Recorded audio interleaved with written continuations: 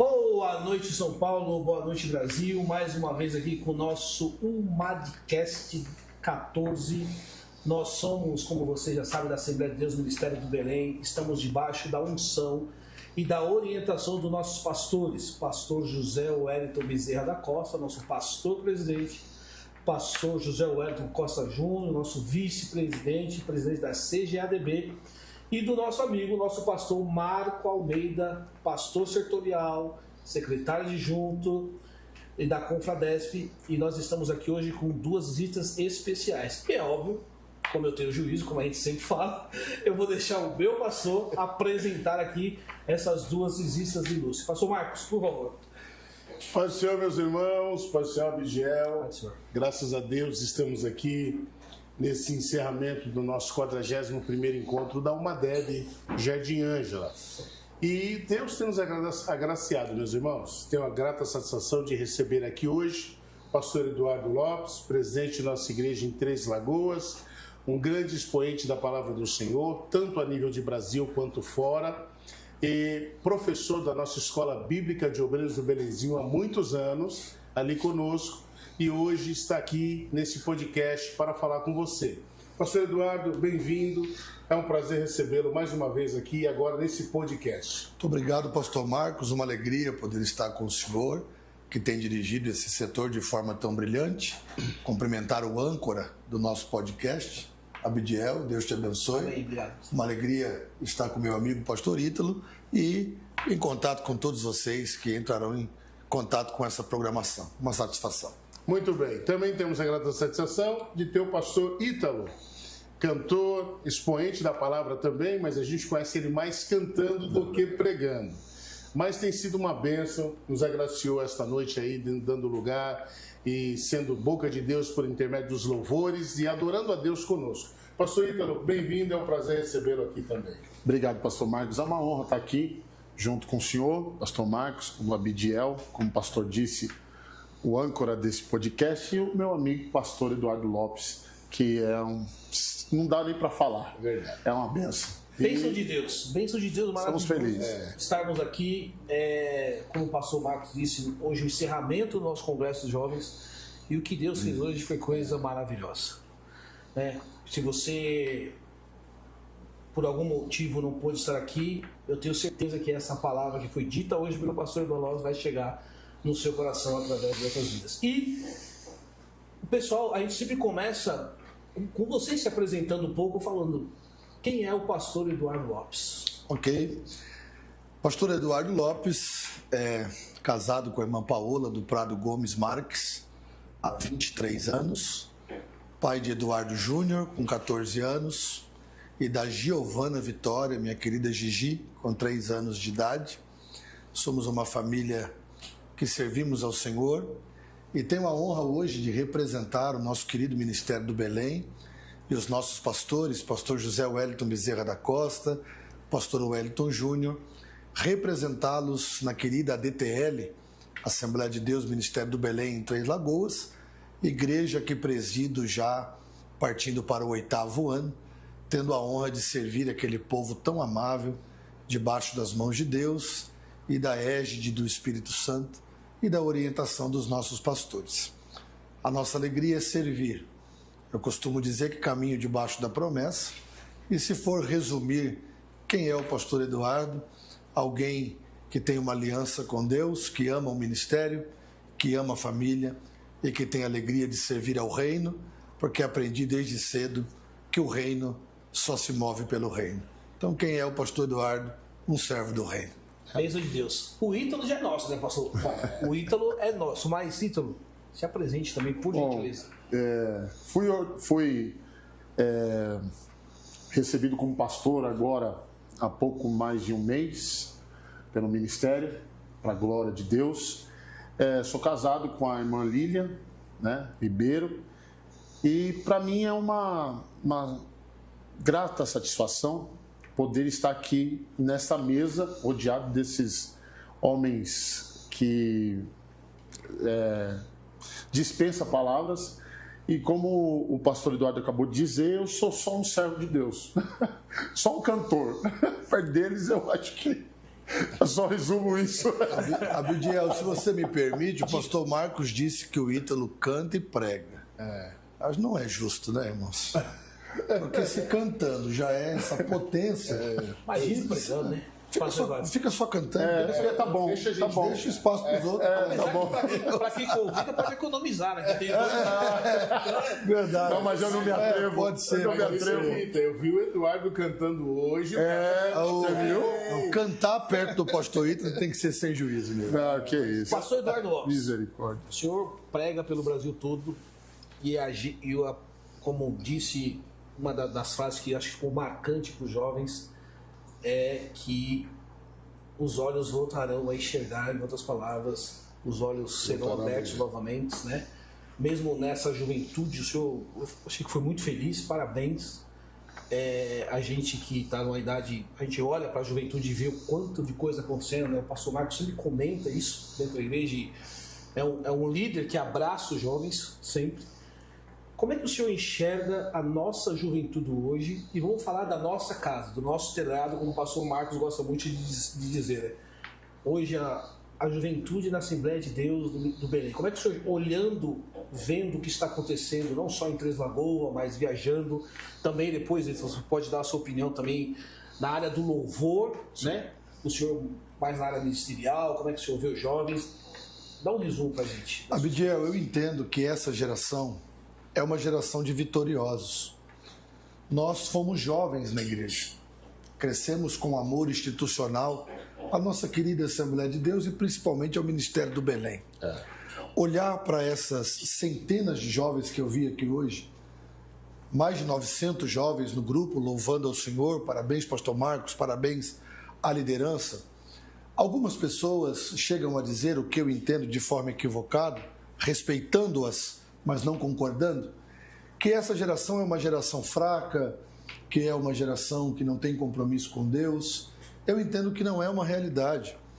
O mundo de hoje é muito diferente do mundo de quando nós fomos jovens. Isso, não é? Sim. São jovens que sofrem ataques diários, ataques pesadíssimos e que, independentemente de qualquer circunstância, estão carregando a cruz, estão firmes na presença de Deus. E a mensagem desta noite foi abordando uma guerra que Jonatas, o filho de Saul, enfrentou.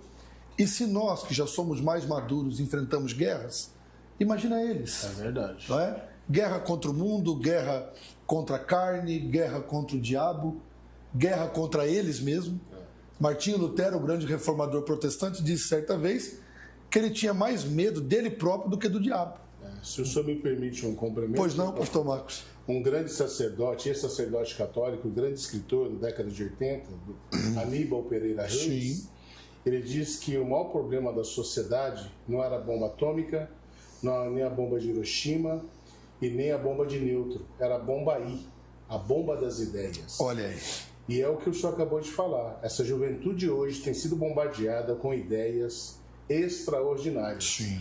É bem verdade que quando olhamos para a história, nós vamos lembrar de Mao Tse Tung, matou 60 milhões de chineses, 6 milhões de judeus e tal, mas qual é a ideia que estava concebida por trás disso? Sim. Por isso que o escritor aos Provérbios, capítulo 24, versículo 7, ele diz: assim como o homem pensa no seu coração, assim ele é. Sem dúvida. E o que o senhor colocou hoje na pregação aqui, muito, muito oportuna, direcionada por Deus, falando justamente para essa juventude que está sendo bombardeada, e o senhor falou sobre cansaço. Sim. Né? Cansaço. E essa ideia, esse monte de coisas que eles estão sendo bombardeados, então eles não só estão lutando, às vezes tentando pôr o pescoço para fora para poder respirar, conjecturando o que o senhor falou. Né? Porque é isso. O senhor foi, olha, honras e glórias para Jesus, glória a Deus sempre. O senhor não precisa disso, mas o senhor, mais uma vez, sou um canal de bênção aqui esta noite. Porque falou para a juventude o que eles estão passando. E como o senhor disse, muito feliz, essa juventude de hoje, não que nós não passamos, nós passamos por situações difíceis. Claro, também, obviamente. mas não comparado ao que eles estão passando hoje. Nós temos que entender, pastor Marcos, se o senhor me permite, que as guerras dessa geração, elas são mais pesadas do que as nossas. Sim. Nós já temos uma milha caminhada, nós temos maturidade. Sim. Eles estão em busca disso. E quando o senhor fala da guerra do campo das ideias, usando o progressista que o senhor citou, Salomão diz em Provérbios 4:23, sobre tudo o que se deve guardar, guarde o seu coração, porque dele procedem as saídas da vida. E aí, me permite um ponto, e aí trazendo o Ítalo para algo que a gente sabe que é fundamental hoje, que é o louvor. A canção secular, essa canção que toca a alma, que toca, né, a juventude. Como é que você vê isso? Assim, é uma avalanche de informações, né, que o pastor Eduardo colocou. Hoje, acho que acesso à informação todo mundo tem, né, pastor? Sim, claro. Sim. E aí é bombardeado toda hora, todo minuto. Eles acabam, pastor Marcos, acabam de sair daqui, na esquina, já, se não prestar atenção, já estou ouvindo outra coisa. Sim. E aqui... Como é que é o louvor? Como é que você enxerga a questão desse louvor para recuperar essa... Eu falo por mim, né? Eu falo por mim. Porque eu fui para a igreja por conta da música. Eu fui atraído pela música na igreja, quando eu era criança. E hoje, eu acredito que, além de uma boa palavra, além de um bom estudo, a igreja precisa também trabalhar a música com os jovens. Trabalhar a música com os adolescentes. Porque se a gente não trabalha né,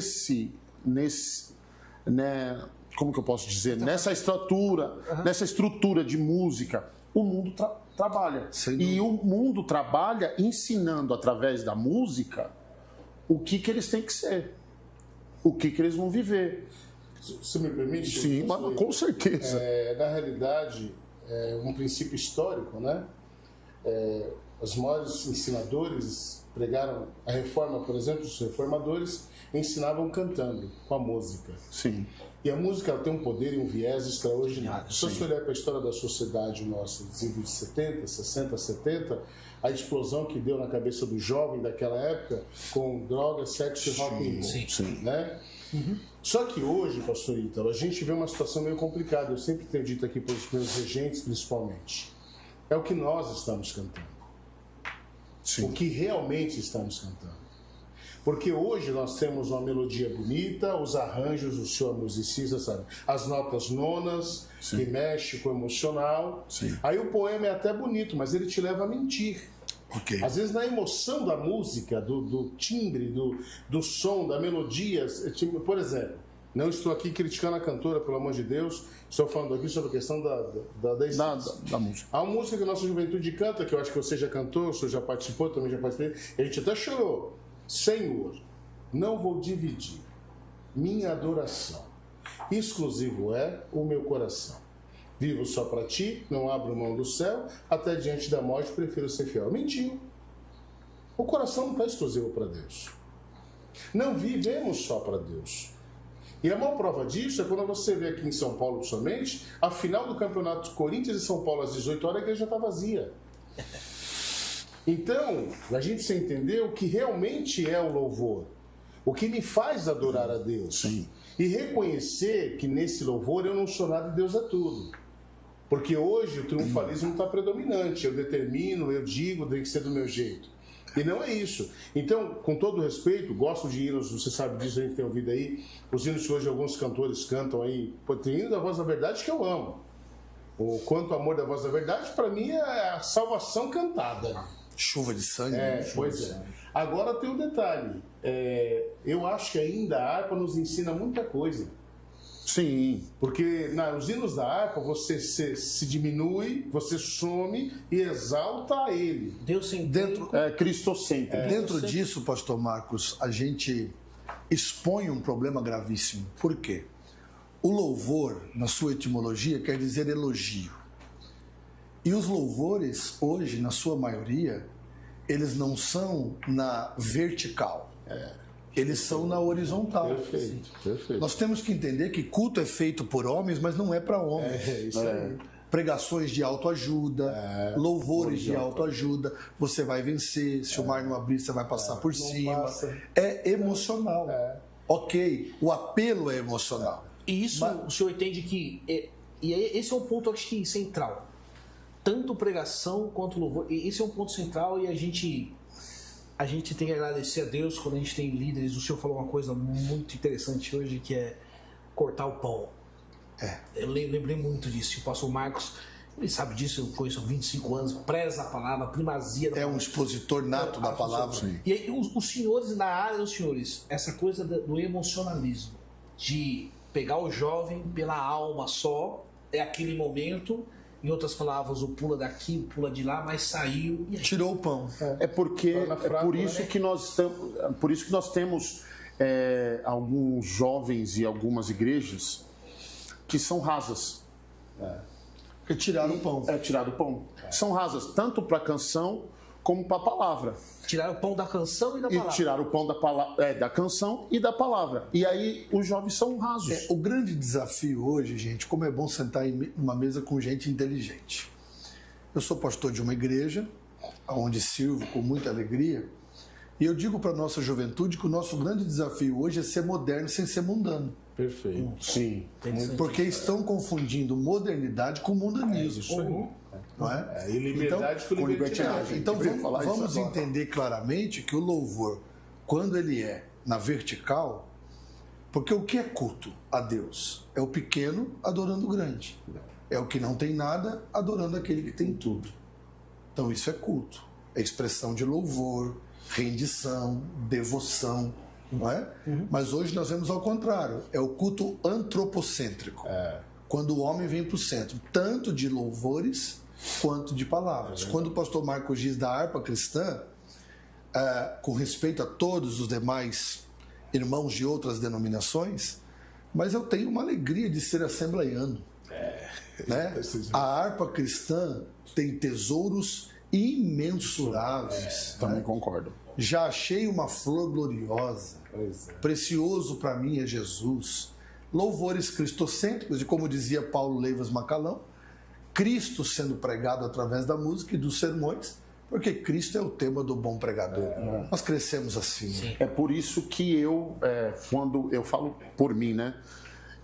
Eu sempre prezo em cantar canções, começando cantando canções da harpa, depois que eu entro nas canções mais conhecidas e tal, mas pode me acompanhar, você vai ver que eu prezo muito, eu canto muito O Rei Está Voltando, Saudosa Lembrança, eu acho essas canções Labaredas, vai subindo devagar. Então eu prezo muito por isso, para colocar Cristo no centro de tudo. Agora, pastor Eduardo, dentro desse contexto nós estamos falando, o senhor é um grande expoente da palavra, tem viajado esse Brasil, fora dele, pego vários auditórios, né, mesclados em todos os sentidos, intelectual, pessoas mais simples, em regiões mais simples, em regiões mais elitizadas, uma gama aí. Qual a sua visão hoje dentro, por exemplo, você esteve aqui em Jardim Ângela, é a primeira vez que você veio aqui? Primeira vez. Então, a primeira vez que você esteve em Jardim Ângela. Jardim Ângela é uma periferia da Zona Sul. Em 92 foi considerado pelas grandes mídias a região mais perigosa do Brasil. Hoje nós temos aqui uma população muito grande. Eu sou oriundo desta casa, eu cantei nos jovens aqui, fui jovem aqui, casei aqui, apresentei minha primogênita aqui. Tem uma história dentro desse setor. Mas qual a sua visão hoje destes jovens específicos da Zona Sul, em Jardim Ângela, pela primeira vez vinda do senhor aqui, no quesito cristianismo, adoração e desejo da palavra? Pastor Marcos, eu estou com o mesmo sentimento da rainha de Sabá. A Bíblia diz que a rainha de Sabá, quando foi visitar Salomão, ela disse: é muito mais do que eu imaginava. Eu ouço falar do Jardim Ângela, né? Cresci, porque eu sou da periferia de São Paulo, eu sou da cidade de Mauá, que é uma cidade considerada também muito perigosa. Mas o que eu vi aqui hoje foi o que Paulo disse, que onde abundou o pecado, superabundou a graça. Há momentos que o púlpito revela muitas coisas, e quando eu comecei a pregar, eu tive a convicção que Deus faria algo extraordinário. Porque além de grandes oradores, o importante são grandes mensagens.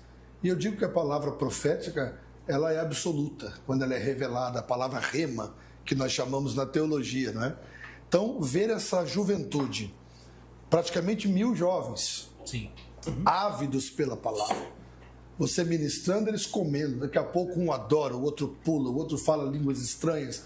Então você vê que Jardim Ângela está vivendo um pleno avivamento, não baseado em emoção, porque seria um pseudo-avivamento, que a palavra avivamento na sua originalidade, é trazer os mortos de volta à vida e fazer com que aqueles que estão vivos permaneçam vivos. Então eu volto para Três Lagoas, maravilhado, agraciado por Deus pela oportunidade de estar aqui e glorificando o nome do Senhor e parabenizando o pastor Marcos, que está à frente desse rebanho. E como eu digo lá em Três Lagoas, gente, o culto hoje, para a glória de Deus, sem nenhuma vaidade humana, ele foi no mínimo glorioso.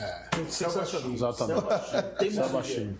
E o que eu posso dizer para o senhor como testemunho é que a gente tem pão aqui. E muito pão. Eu sei disso. E tem sexta-feira que a costa sai queimando. Daqui Saúl não tirou o pão e nem vai tirar.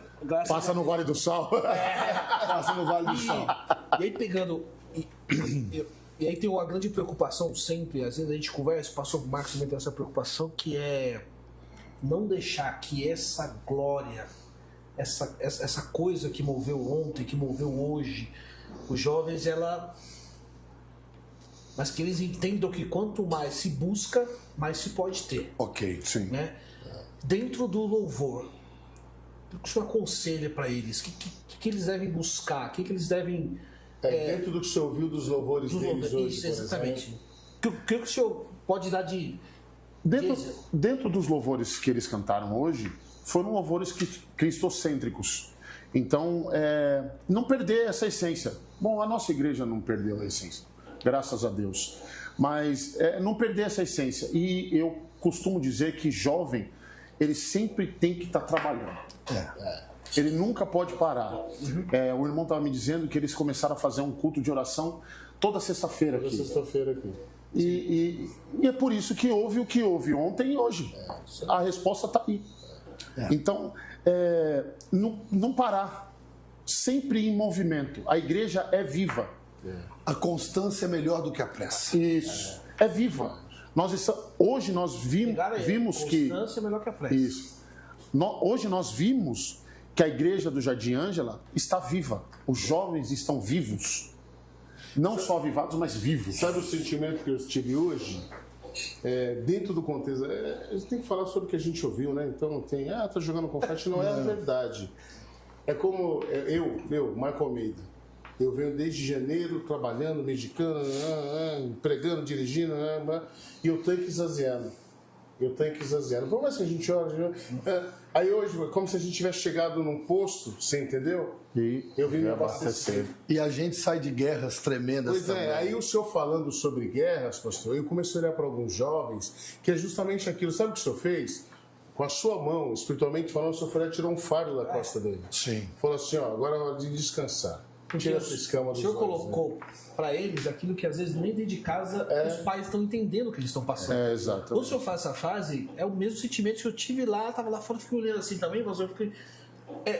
às vezes as pessoas não têm, né, noção do que está acontecendo com aquele jovem, da batalha que ele está passando no colégio, na faculdade, da moça que sonha, da vida, do dia a dia, dos projetos, dos sabores dele, tudo. Da moda, porque tudo é moda. Da moda de não, se você é assim, você é muito careta, você tem que ser assim, porque você tem que ser mais... A crise de identidade. A crise de identidade. E essa crise vai de encontro, eu queria que o senhor comentasse um pouquinho mais. Como é que ele pode ser moderno sem ser mundano? Abdiel, eu tenho um filho de 14 anos, Eduardo Júnior. É a corda do meu coração. Ele enfrenta os seus desafios como todos os adolescentes enfrentam. Sim. Esses dias eu sentei com ele, precisei dar uma repreensão. Sentei para conversarmos sobre um assunto escolar. E conversamos, ele olhou para mim e falou: pai, meu maior sonho é ser um pregador do Evangelho. Eu chorei com ele, abracei ele e falei: o que te impede? Ele já dá as primeiras palavras dele e tal. Ele disse assim para mim: eu queria ser igual ao senhor. Eu falei: não, você não tem que ser como eu. Você tem que ser você. Deus não quer um plágio, Deus quer uma voz. Eu falei: o que te impede? Ele falou: pai, os ataques são pesadíssimos. E eu abracei, acolhi e mostrei o caminho. Então a mensagem dessa noite, ela foi pertinente, por quê? Porque eu tenho um laboratório em casa. Perfeito. Eles não precisam de acusadores.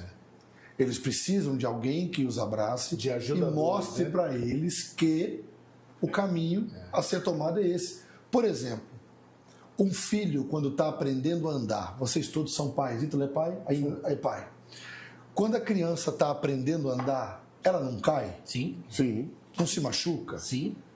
Qual pai, fazendo uso normal das faculdades mentais, que vai levantar uma criança na hora que ela caiu e vai brigar com ela, vai bater nela? Você caiu, onde se... Não, você vai curar as feridas. Sim. E como ser moderno sem ser mundano? Porque hoje, e isso depois será visto por várias pessoas, estão querendo descaracterizar o movimento evangélico do Brasil com a desculpa da modernidade. Principalmente nós assembleianos. Nosso presidente ontem, vice-presidente, presidente da Convenção Geral, hoje, né, na Santa Ceia, foi muito firme quando disse que nós temos uma cultura assembleiana. É isso aí. Nós respeitamos todas as outras, cada um fica onde foi chamado. Mas nós da Assembleia de Deus, nós temos uma cultura assembleiana e não podemos descaracterizá-la. E eu acredito que para ser moderno sem ser mundano, nós precisamos, a juventude principalmente, ter coragem para dizer não. Não na língua portuguesa é um advérbio de negação. Não vou fazer, não vou tocar, não vou comer, não vou pôr na boca. Por exemplo, falei de Saul hoje, né? Quando Davi vai enfrentar Golias, Saul já está rejeitado. Saul tenta colocar o que em Davi? Uma armadura. Sim. Quem pôs foi Saul. Mas quem tirou foi Davi. Davi disse assim, não estou conseguindo andar com isso. Então ele tirou aquilo que estava sobre ele. Por quê? A armadura de um Saul rejeitado nunca vai servir num Davi ungido. Verdade. Então, para você que é um assembleiano, que foi chamado nesse maior movimento pentecostal da história, não é? É preciso ter coragem para dizer não. Nós não vamos ser retrógrados, obviamente, não vamos ser arcaicos, mas também não podemos, atrás de um possível modernismo, nos transformarmos numa igreja mundana. Identidade não se negocia. Identidade não se negocia. É verdade. Senão, Eu você não vai até aproveito o ensejo e, como o senhor disse, laboratório de casa, eu tenho o meu. Sim. Meu filho tem 20 anos. E fazendo faculdade e tal, envolvido. Mas ele continua sendo assembleiano em todas as posturas dele. Sim. Vestimenta, conduta e tal. E já falei para ele, dei muitos exemplos para ele. Trabalhei muito tempo secularmente. E quantas vezes, líder de departamento, chefe de departamento, quantas vezes o pessoal chegava para mim e falava assim, ô Marcão, você não vai com a gente no happy hour, meu? Eu falo, ó, vocês estão fazendo happy hour na quarta-feira. Quarta-feira eu tenho culto. Não vou. Ah, então tá bom, vamos mudar para quinta. Aí mudaram para quinta. Aí na quarta-feira foi no culto, no quinta-feira de manhã trabalhando. Ô Marcão, hoje tem um happy hour, você vai conosco? Vou. Vai? Eu falei, vou. Fui. Chegamos lá, sentamos na mesma mesa, um pediu uma cerveja, um pediu uma caipirinha, um pediu não sei o quê, eu pedi um guaraná, veio a pizza, todo mundo comeu, tal, batemos um papo, cerrei o meu pedaço, gente, muito obrigado. Deus abençoe. Fui, acabou. Não perdi a minha identidade, não fui ignorante com ninguém. É o sal sendo sal fora do saleiro. Pois é. luz, sal. Quebrar Então, muro e construir ponte. Hoje é o que nós estamos vendo. Exatamente. Infelizmente, muitos jovens estão perdendo a identidade por conta desses bombardeios. Mas lá por conta da fora. pressão, né, pastor? pressão. A pressão que eles... Querem se parecer igual, não querem A pressão, se sentir olha, se rejeitado. você não for, você não é da nossa turma. Não tem um você apoio, não é né? nosso amigo. Mas você não precisa ser da turma, né? Você pode ser diferente. É isso, Claro. e precisa entender. Só um dado importante, quando o senhor estava pregando, tinha jovem no meio da nave da igreja com crise de ansiedade. Você sabia disso? Tava lá. Olhei. É muito sério isso. Sim. Muito sério. As doenças Agora eu tenho uma pergunta psicossomáticas. para fazer para o senhor. Eu fiz hoje para o pastor Reginaldo, uma peculiaridade que eu aprecio dele e uma peculiaridade que eu aprecio do senhor. Eu acho, pastor Eduardo, eu posso estar equivocado, eu vou errar aqui, mas eu não me lembro, ou raras as vezes eu vi o senhor pregar no Novo Testamento. Eu sempre vejo muito o senhor ser muito usado por Deus, mas sempre no Antigo Testamento. E o senhor traz a interpretação com uma peculiaridade totalmente diferenciada dos padrões que a gente conhece. A que o senhor atribui isso? Atribuo a graça de Deus, né? Eu sempre fui um biblicista desde o início do meu ministério.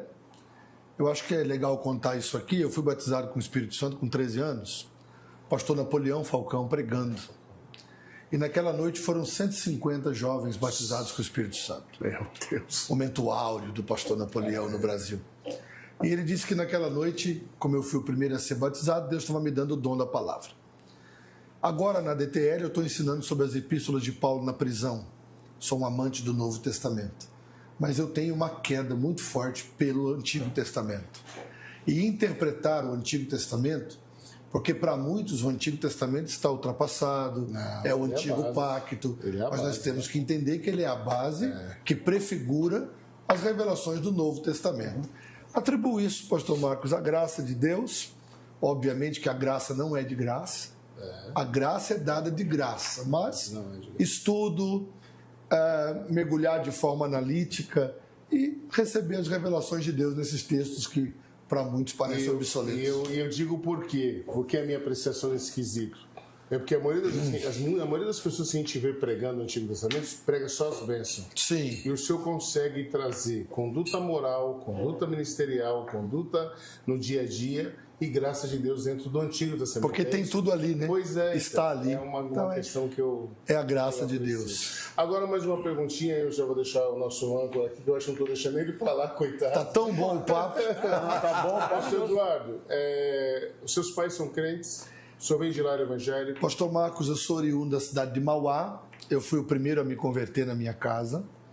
Me converti através de um grande amigo chamado Marcos de Cantalice, que me levou para a igreja com 13 anos. Logo depois, através da minha conversão, toda a família foi salva. O meu pai faleceu com 39 anos de idade. Meu pai morreu de câncer no intestino, o que acabou transformando-se numa metástase. Depois minha mãe entrou numa crise depressiva muito grande, um tratamento muito difícil.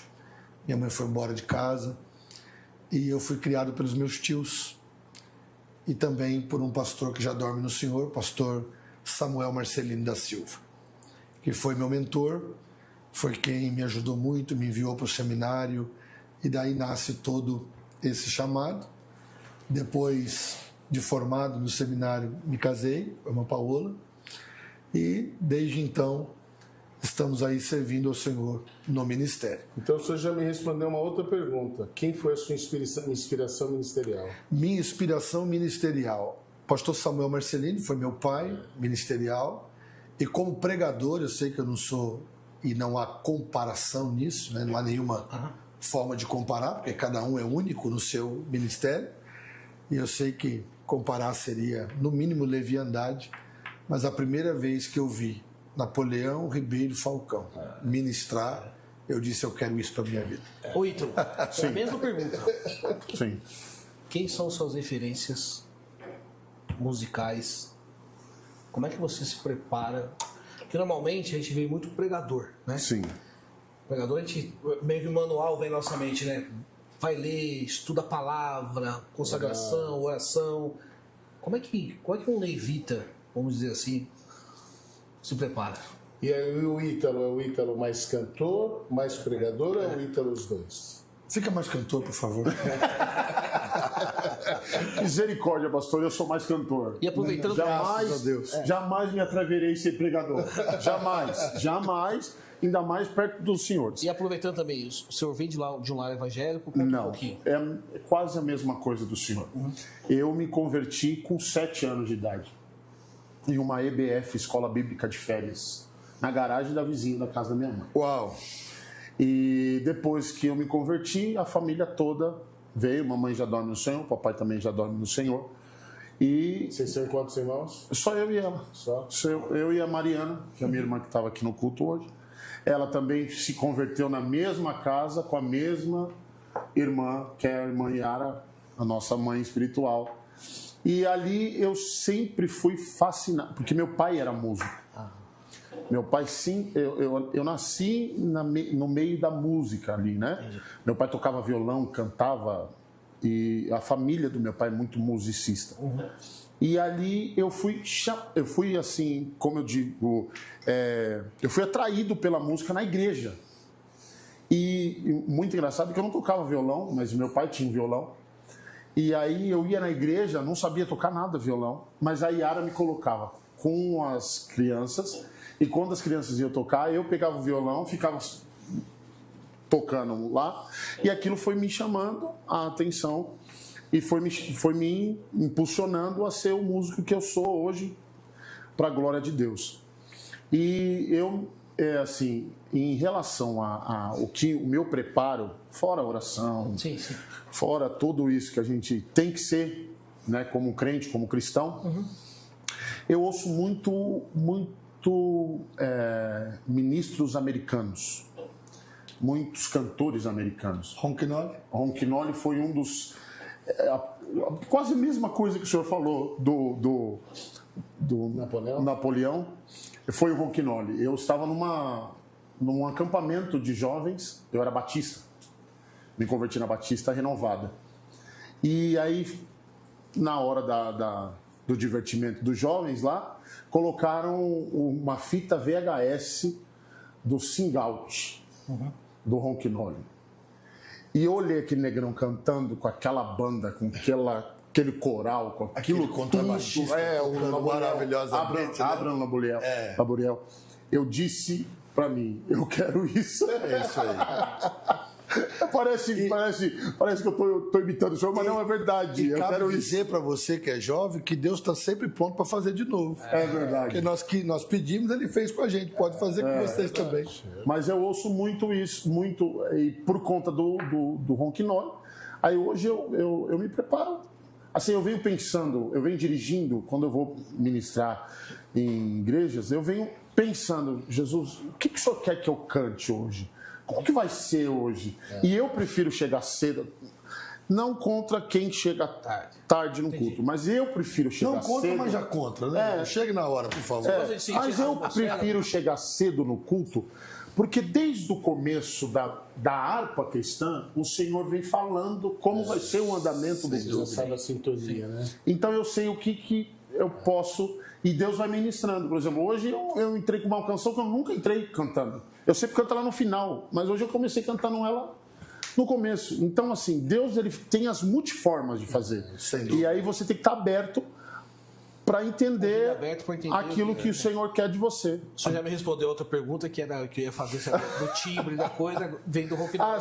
Vem do Ronquinoli, tem um outro pastor muito conhecido nos Estados Unidos, chama-se Danny McKirkland, que é um cara que, para mim, é um dos maiores ministros. Kirk Franklin, não? Kirk Franklin não é cantor, né?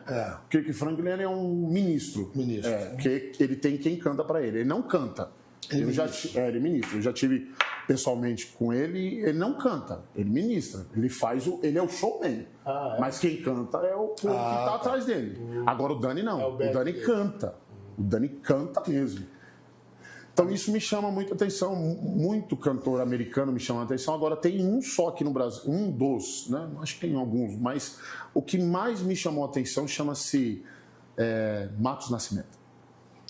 Matos. Um ícone, né? É um ícone. Esse eu tiro o chapéu, porque canta demais. Realmente. E o timbre da voz dele me chama muito. Você faz os exercícios de voz, essas coisas normais, naturais? Aí técnica vocal, né? Técnica vocal, sim, eu estudei. Você sempre toma os cuidados para não ficar... Sim, eu estudei, eu fiz 4 anos de conservatório, Vila Lobos, canto popular e erudito.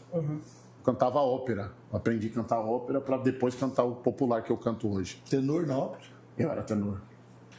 Esse negócio de cantar é interessante, rapaz. Quando eu era jovem aqui no Jardim Ângela, aí me casei e falei, vou pro coral, né? Aí vim pro ensaio do coral. Deixamos uma maestrina aqui, irmã Lúcia. Aí ela falou assim, Marco, vai no baixo.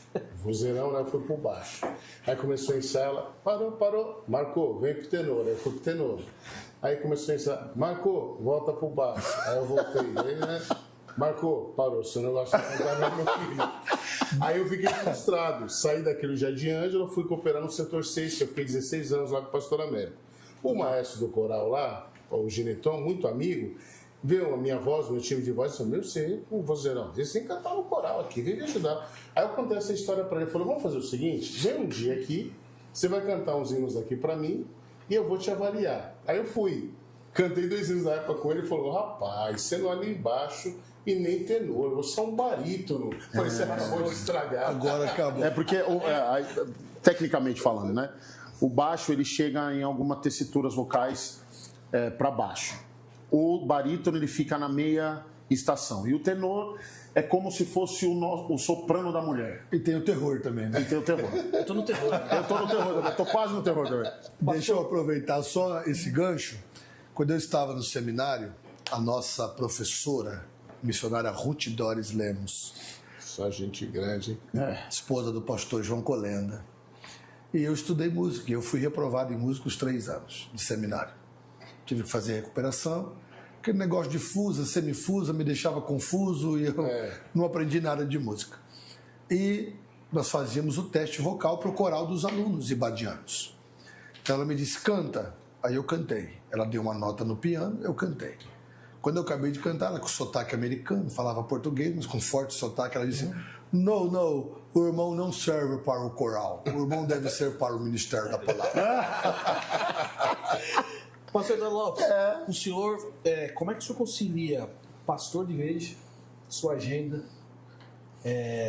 como é que o senhor concilia, porque eu creio que o senhor tem a preocupação da sua igreja, Claro. daquilo que o senhor do campo, né? O pastor Marcos sempre cita essa preocupação que ele tem, eu sei que o senhor também tem, né? Como é que o senhor concilia isso? Deixa eu falar para você, Abidiel. Eu sempre fui pastor de igreja. E a primeira congregação que eu dirigi foi no campo de Campinas, com o pastor Paulo Freire, com 6 meses de casado. Dirigi o Jardim São Vicente por 1 ano, 11 dias, 1 ano, 11 meses e 16 dias. Depois eu fui para o campo de Araçatuba, por um convite do pastor Emanuel, assumi a direção da escola teológica. Lá fiquei 8 anos, dirigi a igreja que estava em Buritama, dirigi a igreja que estava em Promissão. Buritama, 2 anos, Promissão, 5 anos. Depois disso, voltei para Campinas, foi quando a minha agenda como pregador explodiu, que a turma fala, né? E eu comecei a pregar nas convenções, nas escolas bíblicas, e eu fiquei 4 anos sem dirigir igreja. Depois desses 4 anos, então, através da bondade de Deus e do ministério, eu fui destinado para a cidade de Três Lagoas, onde estou há quase 8 anos. Eu acredito que pregar seja um atributo da graça, mas eu sempre fui pastor de igreja. Hoje os convites são inúmeros, graças a Deus, o povo tem um carinho por aquilo que Deus me entregou, mas eu tenho um cuidado muito grande com a igreja que Deus me confiou. Por exemplo, eu não saio aos domingos. Pastor, mas hoje é domingo, é porque eu vim atender um irmão. Quero aproveitar para dizer do respeito, consideração. Pastor Marcos é um confidente, é um mentor, né? Foi usado para me dar um conselho que foi um grande livramento nos últimos anos, né? Então, alguém que eu amo e eu nunca poderia deixar de estar aqui. Então, por isso, hoje eu não estou na igreja. Mas eu não saio aos domingos, eu não saio às terças-feiras, obviamente, a não ser que seja um pedido do pastor Zé Wellington, do pastor Wellington Júnior, para me dedicar à igreja em Três Lagoas, que é uma igreja grande, um ministério, né, muito coeso, e dedicar-me a eles, primeiramente, a minha obrigação, porque eles são o meu rebanho que Deus me confiou. Então, eu procuro me programar para conciliar as duas coisas, né? E preservando sempre a igreja. Tenho uma equipe muito boa que me auxilia. Três Lagoas hoje é um ministério que tem 135 ministros no campo. Eu tenho uma equipe muito boa na sede, que me ajuda muito, né? E eles têm alegria também de me ver servindo. E cabe aqui uma experiência. Quando eu assumi Três Lagoas é uma igreja próspera. É uma cidade pequena, mas é uma cidade próspera. E isso refletiu na igreja. Eu disse para Deus que eu não pregaria mais. Reuni minha família, falei, gente, a partir de hoje eu vou ficar só aqui em Três Lagoas. Vou atender as escolas bíblicas, as convenções, mas não atendo mais congresso. Para não cansar, não ficar longe de vocês e também não sacrificar a igreja, que não seria justo, né? E fiquei 1 ano sem pregar. Não atendi ninguém, só Três Lagoas. Os telefonemas vinham, o secretário, pastor, não pode, agenda cheia e tal. Num culto de Santa Ceia, Deus tomou uma irmã. E naquele dia tinha me dado uma dor na cabeça muito grande. Literalmente, físico. Eu estava na ceia, não deixei ninguém perceber, Deus tomou essa irmã. Foi notório, estou contando porque foi público. E ela veio e subiu no púlpito. Uma irmã de mais de 80 anos. Ela pôs a mão no meu ombro com muito respeito e disse assim, assim diz o Senhor, o que eu lhe dei, não dei só para cá. Dei para cá, para ali e para além. Tu disseste que não irá mais. E se não fores, não fará nem fora e nem dentro. Porque eu vou te recolher. Misericórdia. Jesus. Eu tomei um tranco assim, e ela disse assim, para tu saberes que sou eu que estou falando, essa dor que está na sua cabeça foi só um sinal. Eu estou tirando ela agora. Como se tivesse tirado com a mão, assim. Então eu entendi que pela graça de Deus e pela medida do dom da graça, Deus me entregou esse ministério e eu procuro hoje conciliar as duas coisas, mas com muita responsabilidade. E aí, dentro desse tema, o senhor tem os obreiros lá, que também pregam. Tem. Carinhosamente a gente chama, né? Tem alguns obreiros que são perna longa, né? Sim. Carinhosamente a gente, no nosso meio, não. Eu tenho perna longa. E aí, qual que é o... e também é possível só pregar sem congregar? Não. Não. Só eu digo lá para os nossos obreiros, quem não senta para aprender, não pode ficar de pé para ensinar. Só tem autoridade quem está debaixo de autoridade. Para não alongar a dissertação, até avião tem que parar para abastecer. Eu concordo com gênero, número e grau, porque eu aprendi assim, que cantor e pastor tem que ter pastor. Sim. Tomar ceia, ser dizimista, Não adianta. frequentar a reunião de obreiro, Adianta. porque senão não tem como. É por isso, e deixar assim, né? É por isso que a gente vê muita coisa acontecendo no nosso meio. Porque tem muita gente que não tem pastor. Começou até bem, mas terminam mal. Terminou mal. Porque não Porque tem se pastor. acham independentes. Começa a Não tem pastor. subir... Eu falo isso para a glória de Deus. Se você ligar para mim, Ítalo, independente de pastor ou não, Ítalo, você vem aqui, mas eu preciso saber quem é o seu pastor. O telefone do meu pastor está aqui, a igreja está aqui, o cargo está aqui. Liga lá, depois você me liga de volta. Só tem autoridade quem está debaixo de autoridade. Você precisa. Esses dias eu recebi um telefonema dos Estados Unidos e até fui lá pregar, na cidade de Boston, Massachusetts, ali perto de Hyannis. O pastor me ligou e eu sou um pastor presidente. Só que ele não é da nossa convenção. Eu falei, pastor, eu só vou atender o senhor se primeiro eu ligar para o pastor Zé Wellington e ele me falar que eu posso ir. Se ele falar que eu não posso ir, eu não irei.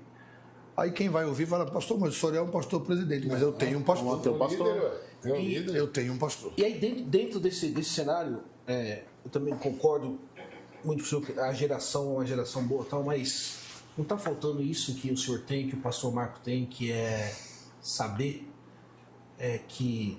Princípio de autoridade. Submissão. Submissão, né? Submissão, autoridade, reconhecer... Reconhecer a autoridade. Reconhecer a autoridade. Às vezes a gente reconhece, às vezes a gente reconhece passando pelo testemunho que a gente ouviu aqui antes daquela conversa. Mas assim, às vezes não falta isso. Não? Eu vou dar Posso dar um só Pode, exemplo? claro. Esses dias eu tinha uma agenda fora de São Paulo. Só que eu recebi uma ligação, o pastor Marcos sabe disso. Eu recebi uma ligação, um chamado presidente. Cancela tudo. Irmão, liguei pro pastor, falei, pastor, olha, infelizmente, se o senhor quiser, eu vou no domingo, mas no sábado eu não vou mais. E agora, né, pergunta para quem que faz isso se não tem autoridade. Agora, para a gente entender esse assunto, que é muito pertinente, o homem não é julgado na carreira da vida pela forma que começa, mas sim pela forma que termina. Pessoas têm até intenções boas, começam bem. Só que quando chegam no sucesso, eu tenho dificuldade de entender que ministério é sucesso. Para mim, ministério é trabalho. Né? Paulo não terminou o ministério dele com sucesso. O Manu, Jeremias, quem olhava para ele, dizia um fracasso. Deus dizia um sucesso. Porque sucesso para os homens está relacionado à popularidade e aceitação pública. Sucesso para Deus é obediência ao propósito. Todos esses, eu não estou aqui profetizando e desejando mal a ninguém, mas todos esses que são insubmissos, ficam soberbos por causa daquilo que receberam e acham que não dependem mais de ninguém, o fim deles geralmente é trágico. E Provérbios diz, a soberba precede a queda. Geralmente, muitos nomes que figuraram entre nós como grandes estrelas, se acabaram. É isso aí. Por quê? Porque Deus não quebra princípio. Exatamente. Princípio de honra e de autoridade, meu irmão. Seu pastor pode ser um analfabeto. Se ele é seu pastor, honre e respeite. Porque é princípio de autoridade. Honre ele. E a gente já está chegando para o encerramento do nosso podcast aqui. Agradecer novamente a presença de vocês. Mas antes eu gostaria de 2 palavras do senhor, direcionada uma para a juventude em geral e uma para aquele jovem que anela o ministério, aquele jovem que anela pregar, que saiu daqui, a gente sabe, eu quero ser um Eduardo Lopes, a gente sabe que isso acontece, né? Quando tem uma pregação, isso é normal. Ele falou que ele se namorou. Sim, claro. Então, 2 mensagens para esses 2 tipos. Para os jovens em geral, dá para ser moderno sem ser mundano. Perfeito. Dá para servir a Deus sem ser retrógrado, sem ser ultrapassado, só entendendo que Deus nunca negociará princípios inegociáveis. Guardando o coração em Deus, com certeza a juventude passa muito rápido e isso vai coadunar num futuro abençoado mediante a obediência. E para aqueles que desejam o ministério, Paulo diz que quem deseja o episcopado, excelente obra deseja.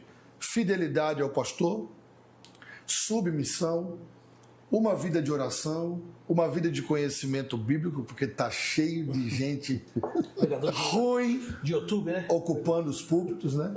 Papagaios que repetem mensagens de outros, Meu né? pai. Sem nenhuma qualidade, sem nenhuma profundidade. Então, vou fazer aqui um adágio, né? Que eu ouvi quando eu era jovem.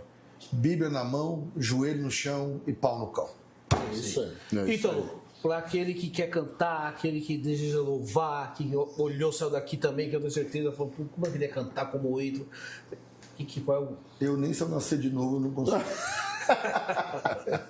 A primeira coisa é acreditar no chamado, acreditar naquilo que Deus já prometeu para você.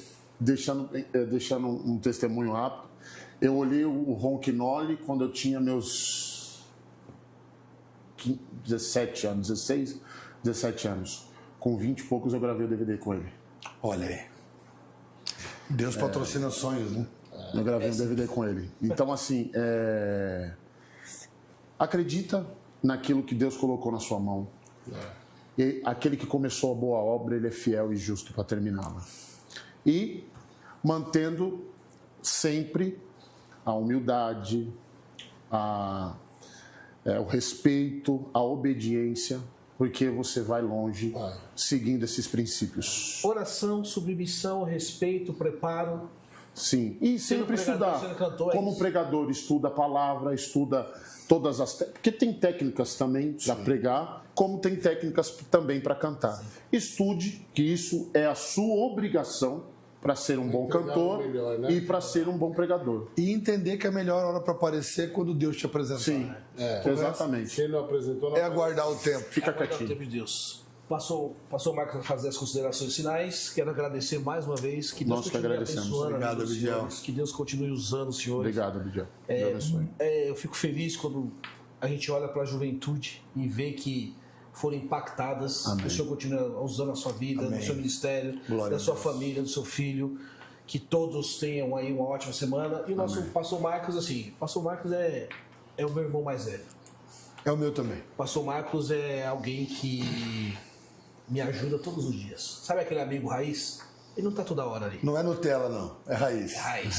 Mas na hora que você o calo precisa, aperta, tá lá. tem um amigo. E tudo isso acontece porque tá a mão dele. Sim. Eu sempre falo para todo mundo, falo, gente, você tem o privilégio de, através do trabalho, porque trabalhar na igreja é agradecer a Deus por tudo aquilo que Deus tem feito pelo Senhor. Trabalhar é um privilégio estar na casa do Senhor. Você faz isso porque você agradece a Deus. E por que você pode fazer isso? Porque tem um pastor que abre as mãos e fala, vem aqui. Porque você está debaixo da bênção. Está debaixo da bênção. Bom, meus irmãos, eu estou enxugando gelo aqui hoje, né? Sendo redundante, mas é uma alegria muito grande, pastor Eduardo. Obrigado, amigo. O senhor teceu alguns comentários a meu respeito aí, eu quero dizer que é recíproca, é verdadeira. Eu tenho o senhor também como uma referência em todos os sentidos. Obrigado. Ítalo também, muito obrigado pelo seu carinho, pela sua dedicação. Agradeço. Deixar para os nossos jovens 2 conselhos. Eu, quando jovem, como o pastor Eduardo disse aqui, se inspirou no Napoleão Falcão, eu, na década de 80, 70, 80, a minha inspiração foi Gilmar Santos, Gesiel Gomes, Napoleão Falcão, Hidecaso Takayama, Gilvan Rodrigues. Eu via esses homens e falava, eu quero ser um pregador como Era o Quinteto Fantástico. Verdade. Os Power Rangers da época. É isso aí. Mas eles serviram de base para mim e eu fico feliz. Hoje eu estava observando os nossos jovens, vendo o pastor Eduardo, e pude ver em muitos olhos aquela expectativa. Quero chegar lá. E os nossos olhos voltaram a brilhar. Eu quero chegar ali. Glória a Deus. Então, que fique essa chama no seu coração, jovem que ouviu a mensagem hoje, que vai ouvir, você vai assistir no YouTube, vai estar depois lá no nosso canal, o que o pastor Eduardo deu lugar aqui por intermédio da palavra do Senhor. Mais um conselho que eu quero reforçar aqui, que ficou ontem aqui pelo pastor Reginaldo também. Moço, você está numa fase transitória da vida, decisões aqui a se tomar, mas escolha bem o seu casamento. É o lugar que você não pode errar. É isso. Lembre-se.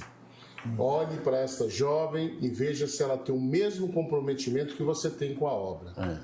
Porque eu uso uma frase muito engraçada, mas é verdade. Às vezes você quer missão e ela quer mansão. Até parece, mas não é. É bem diferente. Deus te abençoe. Muito obrigado, Deus abençoe. Obrigado. Deus abençoe. Sim, os créditos, me permita aqui um adendo. Quero dar os créditos ao nosso estúdio, ao D14, Eliodoro, Fernanda, toda a equipe, ao meu genro, Marcos, o nosso Boninho, a minha filha Winnie, ao Lucas Romão, nosso secretário que está aqui conosco, a todos os irmãos envolvidos, mas em especial quero dar um crédito aqui. Do outro lado, aqui na outra sala, está um grande amigo, o pastor Ivan Florencio, que está conduzindo o pastor Eduardo. Pastor Ivan, Deus te abençoe, ao senhor e à sua muito digna família, e muito obrigado por estar conosco essa noite. Deus abençoe você. Deus te abençoe. Até mais. Abençoe. Até mais.